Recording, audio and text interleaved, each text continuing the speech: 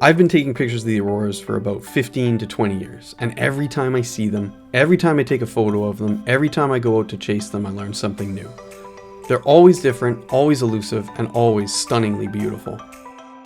So what the heck are these amazing lights in the night sky? Thinking about how they move and how different they are from other phenomena on Earth, I can actually understand why people back in the day would believe in magic, because they are spectacular. Northern Lights, or Aurora Borealis, is the Northern Hemisphere term for aurora. Aurora are created when charged particles from a solar flare, carried by solar wind, collide with molecules and atoms in Earth's atmosphere. It's basically the sun sending us a colorful present. The different colors of aurora are created by charged particles hitting different kinds of atoms and molecules in our atmosphere. When oxygen atoms are hit, they produce red and green lights. When nitrogen molecules are hit, they produce a purple light. So where can you actually see them? If you're in the right place, you can see the aurora almost every day of the year.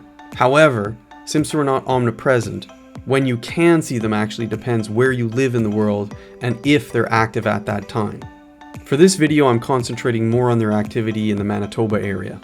I want to clear something up. They're not actually more active in the winter. Even though you have more opportunity to see them in the winter, that's just because the nights are longer. We get about 5 hours of dark sky in the summer, but more like 12 hours of dark sky in the winter. Therefore, you just have more time to see them. Another interesting detail is that the aurora have a 10 to 11 year cycle, and the next predicted peak is in 2025. So when can you see them? In Manitoba and the Northern Hemisphere, they're most active between about 11 p.m. to 2 a.m. due to what I call the donut. This is the thickest part of the auroral circle, which is over Manitoba from about 11 to 2 a.m. The donut is also why Churchill almost has a monopoly on them in Canada, and why you don't really see them in other parts of Canada like Vancouver or Toronto. Churchill is consistently in the middle of the thickest part of the donut. So how can you see them?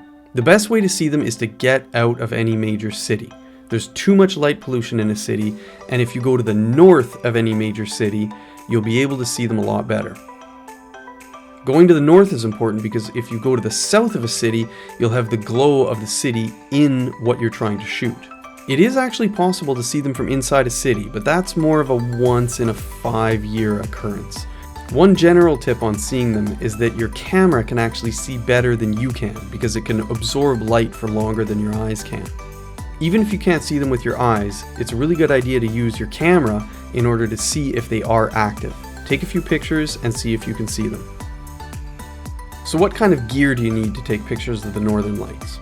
I've been out a handful of times with friends over the last couple of years who haven't seen them before, and even their cell phones are actually pretty good at taking shots of the aurora. Even with a cell phone, it's still best to lean up against a car or put them on a rock or a tree so that you're not moving while you're taking a picture.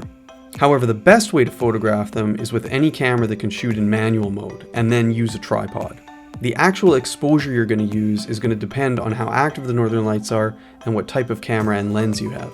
A good starting point is your widest aperture or smallest f number, such as f1.8, f2.8, or f3.5, at a high ISO, normally around 3200 to 6400, and then with a shutter speed of about 5 seconds. Again, that's f3.5 at 3200 at 5 seconds. That's a really good starting point, but you're going to need to change that depending on how active the lights are. The best idea is to try to capture them between 1 to 2 seconds, because then you'll capture something that's closer to what you're actually seeing.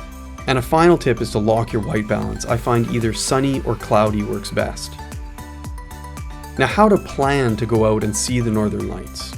The aurora occur above the clouds, so if it's cloudy out, you're not going to be able to see them. One of the best resources for planning is the Space Weather Prediction Center. So how do you use this site? What you want to start with is looking at the 24-hour observed maximums, the latest observed, and the predicted for the next 24 hours. The next thing you want to do is look at the aurora probability scale.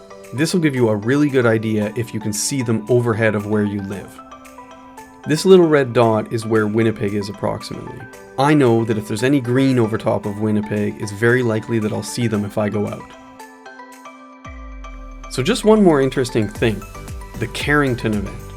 On September 1st, 1859, there was a solar coronal mass ejection so strong it caused telegraph lines to fail and even gave some telegraph operators electric shocks. There have been other similar events, such as in 1989, a geomagnetic storm that knocked out power to large areas of Quebec. I really hope you enjoyed this video. If you learned anything, or at least didn't think it sucked, please subscribe to my socials.